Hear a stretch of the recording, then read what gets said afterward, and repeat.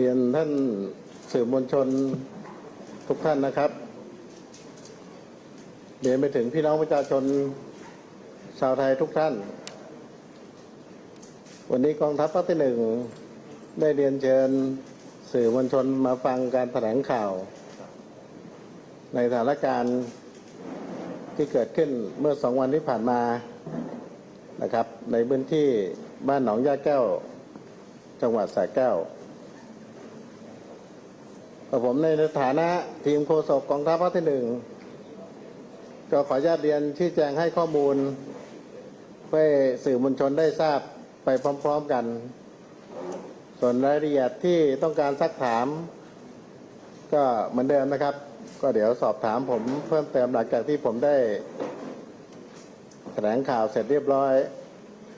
นะครับแล้วก็จะมีเพิ่มเติมในประเด็นต่างๆเพิ่มเติมตามความเหมาะสมในวันนี้ก่อนอื่นที่ผมอยากจะพูดกับสื่อมวลชนหรือพี่น้องชาวไทยในคำแรกก็คือท่านได้เห็นความจริงใจของกัมพูชาแล้วใช่หรือไม่ผมถือว่ากฎกติกาข้อตกลงที่ผ่านมาไม่ว่าจะเป็น GBC 2 ครั้ง IBC โดยกองทัพภาคที่ 1 ครั้งและกำลังจะเกิดขึ้นอีกมันเป็นการพิสูจน์ความจริงใจของทั้งสองประเทศตามข้อตกลงหยุดยิงที่เกิดขึ้นสิ่งที่เกิดขึ้นที่บ้านหนองย่าแก้วหรือบ้านหนองจานที่ผ่านมาเป็นบทพิสูจน์ความจริงใจของฝั่งกัมพูชาให้พี่น้องประชาชนเห็นแล้วนะครับผมให้ท่านดูคลิปด้านหลังผมไปเรื่อยๆเป็นเหตุการณ์ที่เกิดขึ้นตั้งแต่วันที่16และเมื่อวานนี้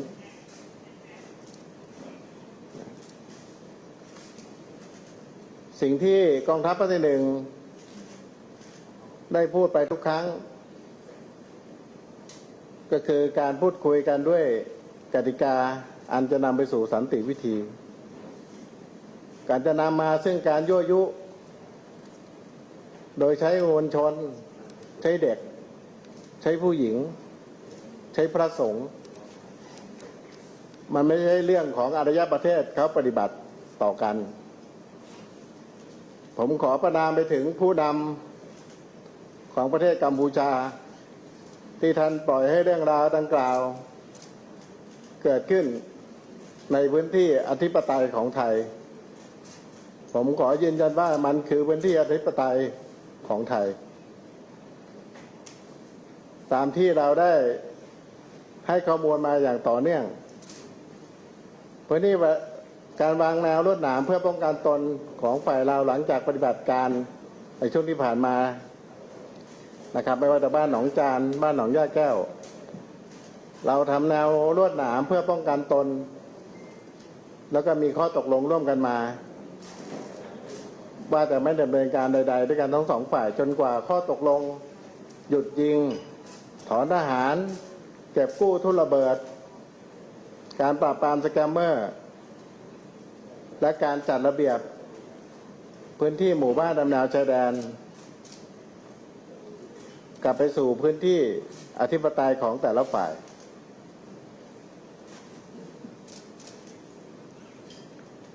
ภาพที่พี่น้องประชาชนเห็นเมื่อวานเป็นบทพิสูจน์ให้พวกเราเห็นแล้วว่าสิ่งที่ผู้นำกัมพูชาปล่อยให้เกิดขึ้นแล้วยังนำไปบิดเบือนต่อการออกข่าวอย่างต่อเนื่องที่ผ่านมาว่าเป็นการทำร้ายประชาชนของฝ่ายกัมพูชาอ้างว่าเป็นพื้นที่ของประเทศเป็นข้อบิดเบือนโดยแท้จริงนะครับฝ่ายไทยกองทัพภาคที่ 1กองกำลังบูรพาท่านผู้ว่าราชการจังหวัดสระแก้วท่านผู้การตำรวจ เราได้ใช้ความอดทนมาตลอดระยะเวลาเพราะฉะนั้นผมขอประนามซ้ำไปยังผู้นำฝั่งกัมพูชาที่ใช้เด็กผู้หญิงใช้พระสงฆ์มายั่วยุอย่างต่อเนื่องต้องการสร้างภาพลักษณ์การปฏิบัติการทำร้ายออกไปผมก็ขอเรียนว่าเราไม่ได้หลงทางตามที่ท่านแม่ทัพภาคที่ 1ท่านได้เคยชี้แจงไว้ตอนที่ท่านลงพื้นที่บ้านหนองจานเรารู้เราทราบว่าเขาจะใช้วิธีนี้แต่เราก็ได้พยายามบอกแล้วยื่นแล้วว่าท่านอย่าสุดท้ายเหตุการณ์ก็เกิดขึ้นแต่กองทัพภาคที่ 1ไม่ได้หวั่นไหวแต่อย่างใดเรารู้เราทราบเราจึงได้มีการเตรียมกำลังกองร้อยควบคุมฝูงชนก็ต้องขอบคุณท่านผบ.ตำรวจแห่งชาตินะครับท่านผู้การตำรวจจังหวัดสระแก้วว่าพื้นที่รับผิดชอบตามแนวชายแดนเป็นพื้นที่ของกองกำลังบุรพาโดยท่านผบ.กองกำลังบุรพารับผิดชอบพื้นที่แต่ในเมื่อฝั่งตรงข้ามไม่ได้ใช้กำลังทหารผมขอเรียนว่าทหารเหมือนที่ผมแต่งตัวอยู่เนี่ยทหารก็ต้องปฏิบัติต่อทหารความหมายก็คือผมก็จะสู้กับทหารนั่นคือสิ่งที่ยึดถือปฏิบัตินะครับแต่ไม่ใช่ท่านนำเอาประชาชนของท่านไม่สนใจความรู้สึกหรือร่างกายพี่น้องประชาชนของท่านเอาเข้ามาลุกล้ำพื้นที่อธิปไตยแนวชายแดนซึ่งทุกอย่างเราได้มีประกาศมีแจ้งมีกติกาเป็นสากลมาอยู่แล้วนะครับท่านนำพระสงฆ์ผมขอฝากไปถึงพระสงฆ์กัมพูชาด้วยถ้าท่านจะมาแสดงแบบนี้ผมว่าท่านไปศึกซะดีกว่านะครับท่านไปศึกท่านไปสมัครมาเป็นทหารนะครับแล้วก็ท่านค่อยมาพร้อมมาปฏิบัติต่อกันนะครับก็ฝากอย่าทำในลักษณะแบบนี้มันผมต้องเรียนสื่อมวลชนพี่น้องประชาชนว่ากองทัพภาคที่ 1เรามีการปฏิบัติที่มีอารยะมีขั้นตอนต่างๆนะครับตามที่เรียนวันการปลุกระดมยั่วยุมวลชนถ้าท่านเห็นในภาพเนี่ยท่านจะเห็นว่ากำลังฝ่ายทหารเขาไม่ว่าจะเป็นตำรวจทหารดูเหมือนจะมาช่วยป้องกันประชาชนแต่ถ้าท่านดูหลายภาพช่วยดึงช่วยลื้อถามว่ามันคืออะไรเมื่อเราตกลงกันไปแล้วว่าแนวลวดหนามที่เราวางเป็นการป้องกันตนอยู่ตรงไหนคืออยู่ตรงนั้นนะครับนอกจากท่านไม่ช่วยห้ามปรามแล้วท่านยังมาผสมลงแล้วกันนะครับถามว่ามวลชนใช่หรือไม่สิ่งที่เราพบเห็นคือวัยรุ่นเด็กหนุ่มเด็กชะกัน100-200 คนพร้อมไม้ที่สำคัญสถานการณ์ที่เราต้องระมัดระวังเพิ่มขึ้นท่านไม่ได้ดำเนินการแบบสันติวิธีนอกจากไม้อะไรต่างๆด้วยวัยรุ่นแล้วสิ่งที่ท่านเพิ่มเติมมามีผลต่อการทำร้ายเจ้าที่ฝ่ายเราคือหนังสติ๊กผมถามว่าท่านลองถูกยิงด้วยหนังสติ๊กดูแล้วมันจะเป็นอย่างไรมันยิ่งกว่ากระสุนยางมันมีความรุนแรงนะครับเพราะฉะนั้นผมเรียนถึงพี่น้องประชาชนว่าเราต้องมีความรอบคอบและมีการป้องกันตนเองของเจ้าหน้าที่ซึ่งเมื่อวานเราใช้กองร้อยควบคุมฝูงชน2 กองร้อยพร้อมด้วย เจ้าที่ทหารพรานเจ้าที่ตำรวจฝ่ายหญิงอสเข้าดำเนินการตึงกำลังแล้วก็ผลักดันตามขั้นตอนตามสมควรแก่เหตุนะครับแต่ปัจจุบันฝั่งกัมพูชานำไปบิดเบือนว่าถูกเจ้าที่ฝ่ายไทยทำร้ายร่างกายจนถึงขั้นบาดเจ็บสาหัสผมถามว่าแก๊สน้ำตามันจะบาดเจ็บสาหัสตรงไหนก็ฝากไปถึงสื่อมวลชนฝั่งกัมพูชาด้วยนะครับกรุณาให้ข้อมูลที่ถูกต้องสิ่งที่ผมอยากจะบอกสื่อมวลชนไปถึงพี่น้องประชาชนในวันนี้อีกเรื่องหนึ่งความจริงใจที่เราเห็นเมื่อวานมีคณะ IOT นำโดยมาเลเซียของทั้งสองประเทศลงมาดูพื้นที่นี้ของฝ่ายไทยก็ลงไปฝ่ายกัมพูชาก็ลงไปเสร็จแล้วของเรากลับประมาณบ่าย3 โมงต้องขอบคุณท่านผู้ช่วยทูตฝั่งมาเลเซียนะครับท่านชื่นชมการเตรียมการของฝ่ายเราเป็นอย่างมากว่าหนึ่งนอกจากมีความอดทนแล้วยังมีการเตรียมขั้นตอน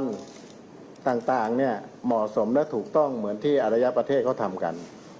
ที่มีกองร้อยควบคุมฝูงชนมีอุปกรณ์ดำเนินการไม่ว่าจะเป็นรถน้ำนะครับหน้ากากป้องกันอุปกรณ์ตามลำดับนะครับรถปล่อยเสียงต่างๆซึ่งไม่มีผลต่อร่างกายแล้วเขาก็เดินทางกลับไปหลังจากนั้นอีก1 ชั่วโมงสิ่งที่เกิดขึ้นตามภาพข่าวพระเด็กผู้หญิงวัยรุ่นเข้ามาที่พื้นที่ผมถามว่านั่นคืออะไรความจริงใจที่ท่านแสดงออกพอผู้สังเกตการออกผมกำลังจะบอกว่านั่นคือละครสิ่งที่ท่านเห็นฝั่งเราคือเรื่องจริงแต่ฝั่งโน้นละครครั้งที่1ละครเรื่องที่1เรื่องที่2เรื่องที่3นะครับสร้างละครไม่จบไม่สิ้นเพราะฉะนั้นวันนี้ผมถามความจริงใจไปสู่ผู้นำฝั่งกัมพูชา นะครับในข้อตกลงต่างๆอย่าให้เป็นแค่กระดาษอย่าให้เป็นแค่คำเขียนมันต้องนำมาสู่ภาคปฏิบัติผมยืนยันว่ากองทัพภาคที่1เจ้าที่ทุกฝ่ายไม่ว่าจะเป็นจังหวัดสระแก้วโดยท่านผู้ว่าราชการจังหวัดเรามีความจริงใจต่อท่านในการนำไปสู่สันติวิธีที่ดูเป็นคำพูดเหมือนสวยหรูแต่เราต้องการตอบรับเหมือนกันนะครับผมเห็นบรรยากาศทุกเวทีผมไปประชุม GVC ที่มาเลเซียผมกลับมาประชุม IPC ทัพภาคที่1กับผู้ภาคฐานที่5ผมกลับไปประชุมก่อกงกับกัมพูชาครั้งที่ผ่านมาแต่เดี๋ยวผมจะเชิญยื่นการประชุม IPC สมัยพิเศษครั้งต่อไปในสัปดาห์หน้าแต่สิ่งที่เราพบเห็นในการประชุม3 ครั้งเป็นข้อตกลงคำตอบตามที่สื่อและสื่อมวลชนได้เห็นครับแต่ผมไม่ได้หวั่นไหวไม่ได้หวั่นใจอะไรทุกอย่างเหมือนที่ผมเคยแถลงข่าวคราวที่แล้วเราเป็นผู้ใหญ่ใจดีมามากแล้วเป็นมาตลอดระยะเวลา30 ปี40 ปีเราชวนเขาอยู่กันแบบอารยะแบบประเทศบ้านใกล้เดินเคียงที่จะมีความสุขไปร่วมกันแต่ในเมื่อเราชวนท่านอยู่ในกติกากับเราท่านกระโดดออกนอกกติกาอย่างต่อเนื่องเมื่อวานท่านผู้ว่าราชการจังหวัดได้คุยกับผมคุยกับกองกำลังบุรพาว่าเตรียมการไปคุยกับผู้ว่าจังหวัดบันเตียมันเจยของกัมพูชาเพื่อเตรียมการจากผลการประชุม GVC เมื่อวันที่10ที่ผ่านมา ว่ามีการเตรียมการจัดระเบียบพื้นที่บ้านหนองจานโดยจะใช้เวที JBC RBC และการพูดคุยกันของผู้ว่าทั้ง2จังหวัดทัพภาคหนึ่งกับผู้ว่าเราไม่ได้รอนะเรารู้ว่าการประชุม JBC ที่จะเกิดขึ้นเนี่ยต้องมีระยะเวลาเนื่องจากว่าต้องมีมติครม.เพราะต้องมีกระทรวงการต่างประเทศเป็นกลไกในการเจรจาในเรื่องของพื้นที่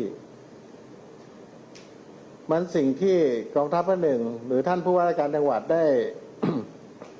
มีความเห็นในการเตรียมการก็คือการดำเนินการต่อพื้นที่ที่เลยพื้นที่อ้างสิทธิ์เข้ามาทั้งบ้านหนองจานแล้วก็บ้านหนองยาแก้วเพื่อเตรียมการพูดคุยกับฝั่งกัมพูชากับผู้ว่าฝั่งกัมพูชาว่าท่านต้องเตรียมการด้วยนะว่าเมื่อมีการดูพื้นที่กันเรียบร้อยแล้วเนี่ยการจะขยับขยาย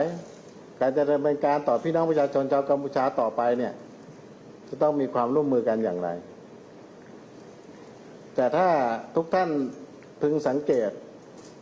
เรื่องใดก็ตามที่จะมีการพูดคุยหรือการลงพื้นที่จะมีการยั่วยุเกิดขึ้นทุกครั้งไปเมื่อครั้งท่านแม่ทัพลงไปก็มีสถานการณ์แบบนี้เกิดขึ้นที่บ้านหนองจานเมื่อวานท่านผู้ว่าข้ามไปพูดคุยก็เกิดขึ้นที่บ้านหนองยาแก้วมันแสดงถึงอะไรมันแสดงถึงสันติวิธีการตอบรับซึ่งกันและกันใช่แล้วหรือไม่แต่ก็ไม่เป็นไรครับเราแสดงเจตจำนงที่จะพูดคุยหารืออยู่เหมือนเดิมแต่เราไม่เป็นผู้ใหญ่ใจดีอีกแล้วนะครับก็ขอเรียนว่ากฎหมายกติกาเราได้ทำหนังสือแจ้งไปทางกัมพูชามาตามลำดับและได้ประกาศให้ทราบแล้วว่าหากมีการละเมิดอธิปไตยหรือผิดข้อตกลงเราจะปฏิบัติตามขั้นตอนเบาไปหาหนักใช้กฎตามกฎหมายของประเทศไทยราชอาณาจักรไทยดำเนินการต่อท่านที่ลุกล้ำเข้ามานะครับอย่างสุขุมรอบคอบนะครับผมฝากไปทางผู้นำทางกัมพูชาด้วยถึงพี่น้องประชาชนว่าอย่ามายั่วยุอีกเลยนะครับท่านเลิกที่จะยืนอยู่ข้างหลังผู้หญิงได้แล้วนะครับหมดเวลาแล้วสิ่งที่เราจะบอกสื่อมวลชนเพิ่มเติมไปก็คือที่ผมบอกถึงความจริงใจหลังจากเหตุการณ์สถานการณ์เมื่อตอนเย็นจนถึงหัวค่ำกัมพูชานำคณะ IOT ลงพื้นที่มาอีก1 ครั้งตอนเวลา1 ทุ่มผมถามว่าคืออะไรท่านพาเขามาดูแล้วท่านลุกล้ำเกินอำนาจผมจะบอกว่าแนวลวดหนามนั่นคืออธิปไตยของไทย IOT ไม่มีสิทธิ์ที่ท่านจะเดินเข้ามาถึงแนวลวดหนามเพราะนั่นคืออธิปไตยของไทยข้อตกลงของการปฏิบัติงานของ IOT ทั้ง2 ประเทศผมฝากไปถึงผู้แทน IOT ด้วยนะครับอธิปไตยของใครก็ของใครเหมือนที่ผมบอกเป็นมอตโต้ของโฆษกกองทัพภาคที่1ก็คือผมยืนยันว่าแผ่นดินของเราก็ต้องเป็นแผ่นดินของเราต่อไปนะครับเพราะฉะนั้น IOT ทางด้านกัมพูชาท่านมีสิทธิ์แค่ในประเทศของกัมพูชาท่านไม่มีสิทธิ์เดินเข้ามาในพื้นที่นะครับเพราะฉะนั้นเราจะทำหนังสือประท้วงโดยกรมข่าวทหารไปยังท่านว่าท่านต้องยึดถือหลักเกณฑ์และกติกาเพราะเมื่อท่านถูกสร้างมานะครับเพื่อเป็นผู้สังเกตการณ์นะครับผมฝากไปถึงคณะ IOT ด้วย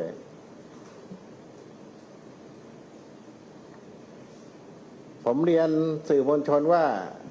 การประชุม RBC ของทัพภาค 1ที่ผ่านมาเนี่ยเราได้สร้างกลไกเพิ่มเติมในการยื่นข้อเสนอกับกัมพูชาและตอบรับไปแล้วว่าเพื่อป้องกันเหตุแบบที่เกิดขึ้นแบบเนี้ยระหว่างที่เรากำลังตั้งคณะทำงานชุดเล็กเหมือนที่ผมบอกระดับอำเภอ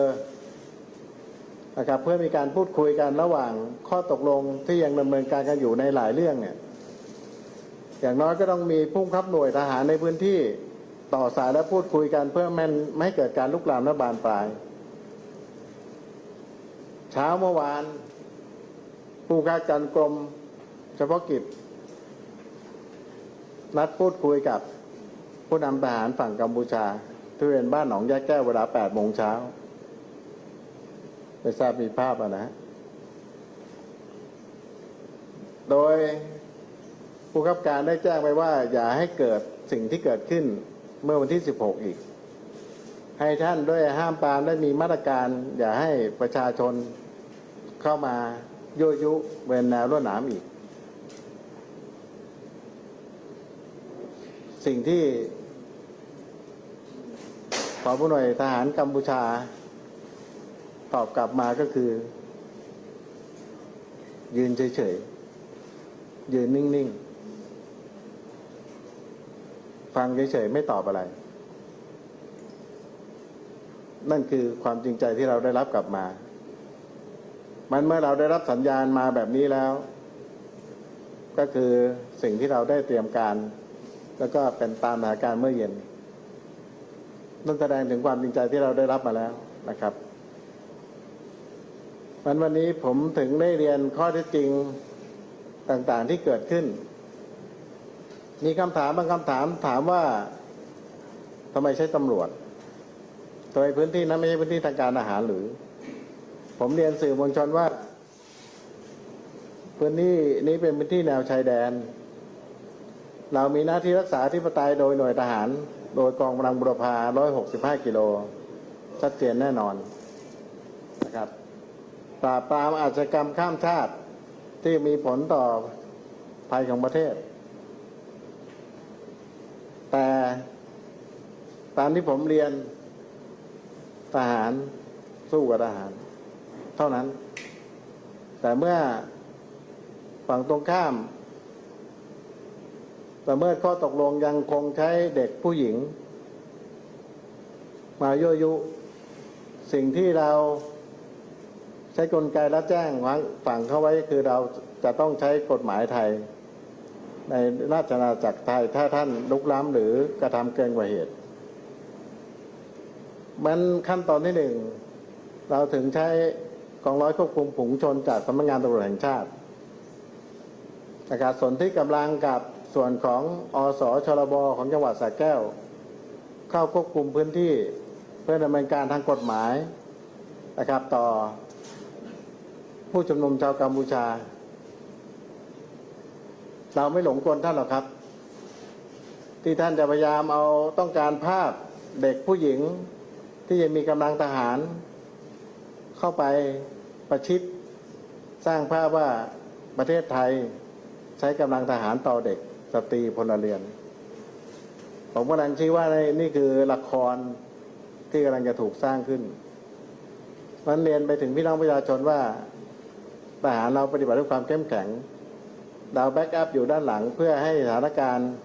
ที่สำนักงานตำรวจแห่งชาติต้องขอบคุณท่านผู้จัดการด้วยและวันนี้เราได้รับการประสานงานว่าทางภูธรภาค 2จะส่งกำลังร้อยควบคุมฝูงชนมาเพิ่มเติมอีก 4-5 กองร้อยเพราะอุปกรณ์ควบคุมฝูงชนที่จะต้องใช้ในพื้นที่แล้วก็จะมีวอลลุ่มที่คุมสถานการณ์ในพื้นที่อย่างชัดเจนสมบูรณ์เพื่อดำเนินการตามขั้นตอนอย่างเหมาะสมฝากไปถึงทางด้านกัมพูชาว่าผมหวังว่าจะไม่เกิดภาพแบบนั้นเกิดขึ้นในวันนี้อีกนะครับเราไม่อยากปฏิบัติตามข้อกฎหมายที่เหมาะสมนะครับ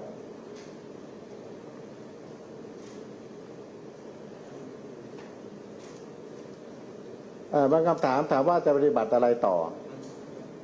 ก็ตามที่ผมเรียนนะฮะวันนี้เรายกระดับมาตรการความเข้มข้นขึ้นมาแล้ว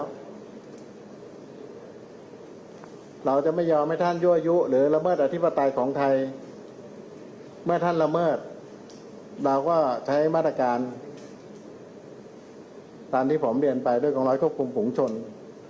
ที่เราออกแบบไว้ครบถ้วนแล้วเราได้เสริมกำลังเข้ามา การบันทึกภาพถ่าย การใช้เครื่องมือที่เหมาะสมเพื่อไม่ให้ท่านนำไปบิดเบือนนะครับตั้งแต่วันนี้เป็นต้นไปหากละเมิดจับกุมได้จับกุมทันทีขนขึ้นรถผู้ต้องหานำเข้าดำเนินคดีฝั่งไทยใช้กฎหมายสูงสุดที่กำหนดว่าเข้าข่ายไหนดำเนินคดีตามนั้นก็เรียนให้พี่น้องประชาชนได้รับทราบบางท่านถามมาว่าทำไมเจรจาประนามอยู่เท่านั้นก็ไม่ใช่นะวันนี้คือสิ่งที่ผมบอกไปแล้วว่าเราดำเนินการยกระดับตามขั้นตอนที่เหมาะสมแล้วแต่ในเมื่อมีข้อตกลงหยุดยิงพูดง่ายๆว่าการใช้กำลังทหารด้วยกันทั้งสองฝ่ายไม่ว่าจะเป็นพื้นที่ทัพภาค2ทัพภาค1กองกำลังจันทบุรีตราดเราก็ยินดีจะปฏิบัติตามข้อตกลงตามนั้นนะครับมันท่านจะยุอย่างไรท่านเลิกซะเถอะ อย่าทำเป็นเด็กงองแงขี้ฟ้องเอาภาพไปบอกประเทศโน้นประเทศนี้ละครจบได้แล้วละครเรื่องนี้ผมกำลังจะเชิญท่านประชุม RBC ในวันที่24 25 26สัปดาห์หน้าฝากไปท่านผอ.ภูมิภาคทหารที่ 5ขอให้สถานการณ์มันเหมาะสมกับการเจรจาขอความจริงใจที่ท่านรอพูดคุยกับเราอยู่เพื่อพี่น้องประชาชนของทั้งสองประเทศผมไม่อยากใช้คำว่า20-30 ปีเปลี่ยนสนามรบเป็นสนามการค้าท่านต้องการจะเปลี่ยนกลับไปหรือใช่หรือไม่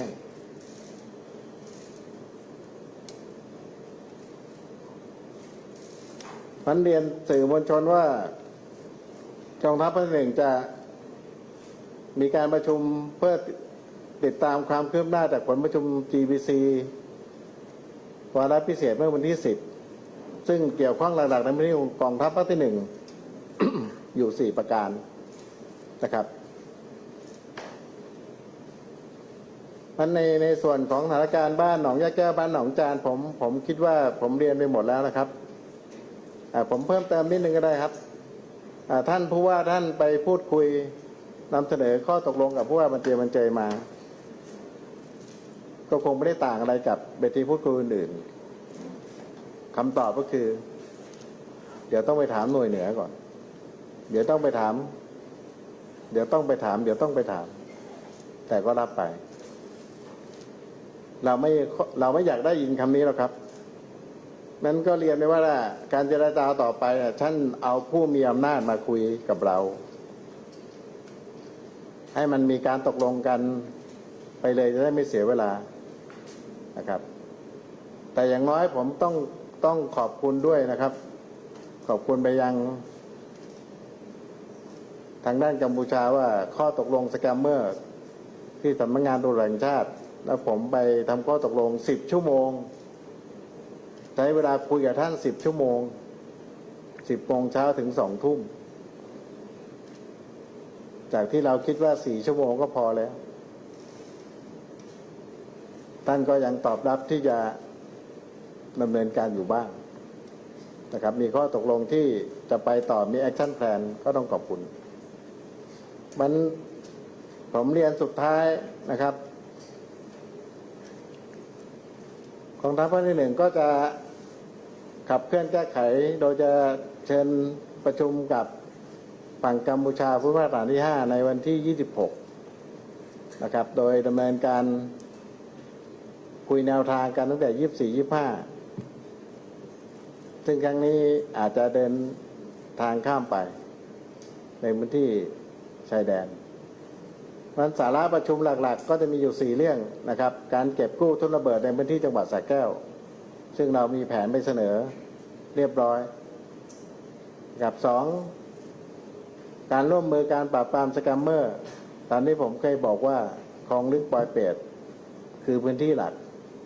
ก็จะนำผลของการประชุมสแกมเมอร์ที่ผ่านมาไปพูดคุยเพื่อให้มันเป็นรูปธรรมให้ชัดขึ้นนะครับการจัดตั้งคณะทำงานชุดเล็กเพื่อแก้ปัญหาแบบที่เกิดขึ้นแบบนี้จะต้องแก้ปัญหาให้รวดเร็วเพื่อไม่ให้มีผลต่อพี่น้องประชาชนและสุดท้ายก็คือการจัดระเบียบบ้านหนองจานบ้านหนองยาแก้วเพื่อให้มีไทม์ไลน์มีขั้นตอนหลังจากมีการประชุม JBC ในการพิจารณาพื้นที่แล้วจะต้องมีแนวทางในการดำเนินการต่อประชาชนชาวกัมพูชาที่ลุกล้ำเข้ามาแล้วก็ให้เป็นรูปธรรมผมคิดว่าวันนี้ผมได้ให้ข้อมูลทั้งหลายทั้งปวงกับสื่อมวลชนไป